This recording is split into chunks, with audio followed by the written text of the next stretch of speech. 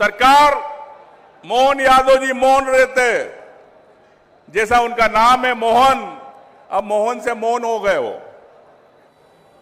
आपके मंत्री विजय शाह एक अपमान करते हैं सेना के अधिकारी का, तो आपकी सरकार कुछ नहीं करती। हम विधायकों ने जब राजभवन में धरना दिया विजय शाह के इस्तीफे को लेके, तो पुलिस ने हमको ऐसा घसीटा कि जैसे कि हमने सेना का अपमान किया।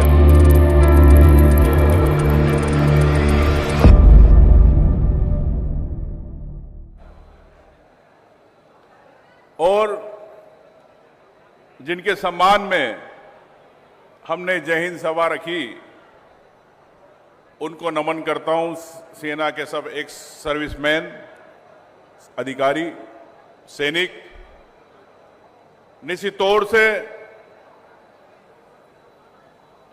युद्ध विराम हुआ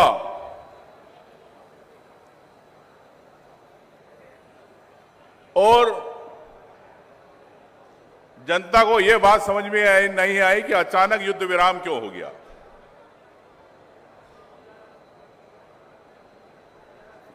क्या मोदी जी और पाकिस्तान की आपस की नुरा कुश्ती थी? क्या अमेरिका के दबाव में आपने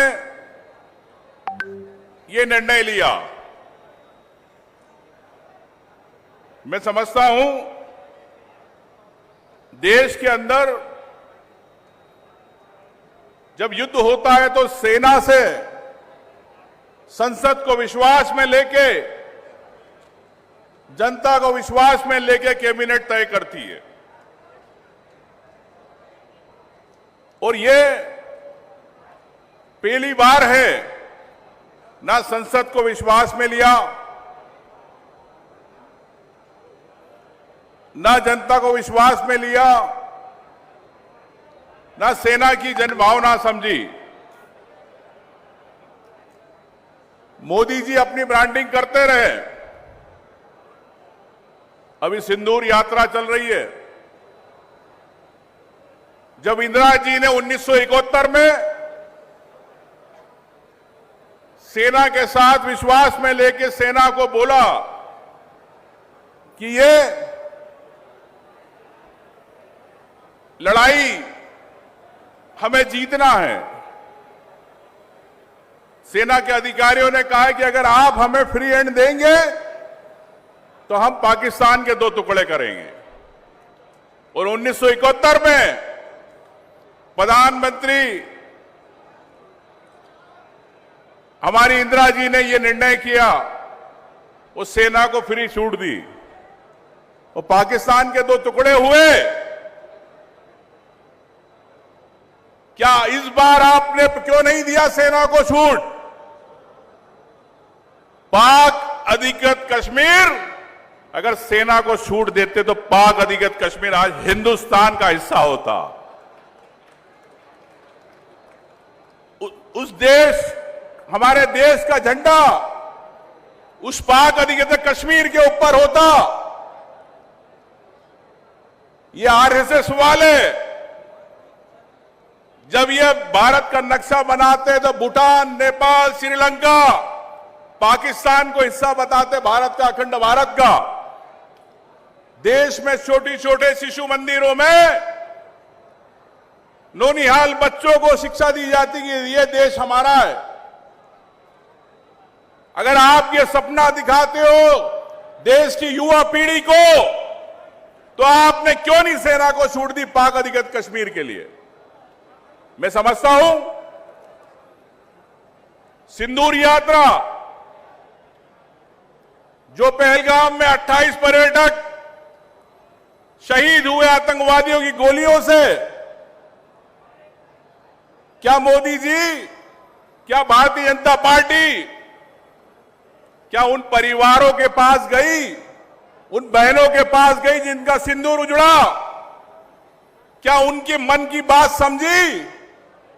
नहीं। जो सैनिक, अगर 1-2 जो शहीद हुए, क्या आप उनके घर गए? उनके सिंदूर की बात करी नहीं। ये भारतीय जनता पार्टी देश के तिरंगे के नाम पर गुमराह करती है। देश के अंदर कई ऐसी समस्याएं जो ध्यान भटकाने का प्रयास होता है, लेकिन हम सेना का सम्मान करते। कांग्रेस पार्टी ने जब युद्ध शुरुआत हुई, माननीय राहुल गांधी जी, माननीय खड़गे जी, पूरी कांग्रेस पार्टी सेना के साथ खड़ी रही, केंद्र सरकार के साथ खड़ी रही कि आपका जो निर्णय रहेगा वो हमारा निर्णय रहेगा। ये बड़ा दिल दिखाया हमारी कांग्रेस पार्टी ने। लेकिन आप सेना को छोटा समझते हैं मोदी जी। आपके मंत्री विजय शाह एक अपमान करते हैं सेना के अधिकारी का, तो आपकी सरकार कुछ नहीं करती, आप चुप रहते। हमारी मध्य प्रदेश की बहन सोफिया कुरैशी, जिसको आप प्रेस ब्रीफिंग में बिठाया, लेकिन उनका आपने उस महिला का सम्मान नहीं किया।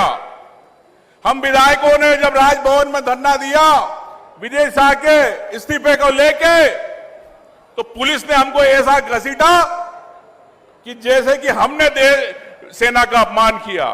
तो मैं समझता हूं कि आज देश के अंदर लोकतंत्र खतरे में है। लोकतंत्र की आवाज जन आवाज होती है, जन भावना होती है। भारतीय जनता पार्टी इस जन भावना से बड़ी पार्टी सोचती है अपने आप को। भारतीय जनता पार्टी इस सेना से बड़ी अपने को पार्टी समझने लग गई है। मैं समझता हूं आने वाले समय इस देश का भविष्य आपको तय करना है, प्रदेश का भविष्य आपको तय करना है कि जिस प्रकार से घोटालों की सरकार, भ्रष्टाचारियों की सरकार इस देश में, इस प्रदेश में चल रही है, लेकिन भारतीय जनता पार्टी कभी उनके खिलाफ काम नहीं करती, उनके खिलाफ कार्रवाई नहीं करती। कोर्ट बीच में बोलता, हाई कोर्ट, सुप्रीम कोर्ट को बीच में बोलना पड़ता है। उसके बावजूद भी सरकार, मोहन यादव जी मौन रहते, जैसा उनका नाम है मोहन, अब मोहन से मौन हो गए वो। तो मैं कहना चाहता हूं साथियों कि ये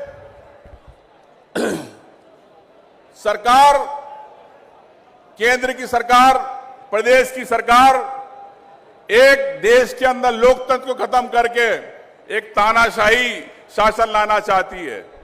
लेकिन हमारे राहुल गांधी जी ने जातिगत जनगणना की बात करी, हर वर्ग की बात करी।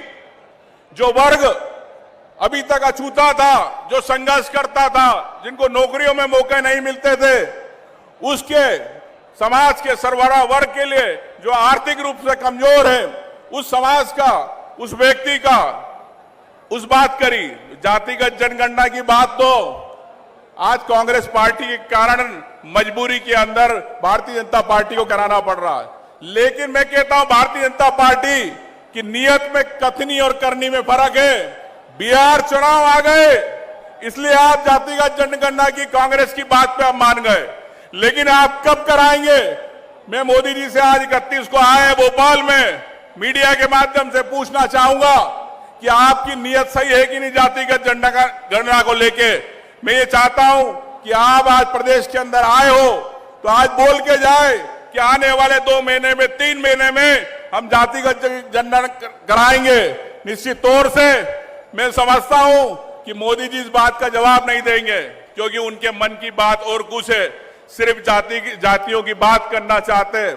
आरएसएस मनुवादी है, जो आरएसएस नहीं चाहती कि नीचे के लोगों को अधिकार जाए, नीचे के लोग संपन्न हो, नीचे के कमजोर लोग को अधिकार मिले।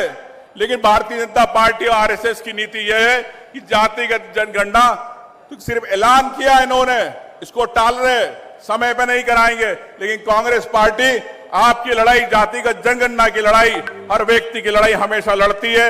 यही मैं कहना चाहता हूं कि जन भावना से बड़ी कोई पार्टी नहीं होती। भारतीय जनता पार्टी को लगता गुमान हो गया है कि हम देश की सेना से बड़े हो गए, हम देश की जनभावना से बड़े हो गए। आने वाले समय में इस लोकतंत्र की ताकत आप हम सब मिलकर बचाएंगे। जय हिंद, जय भारत।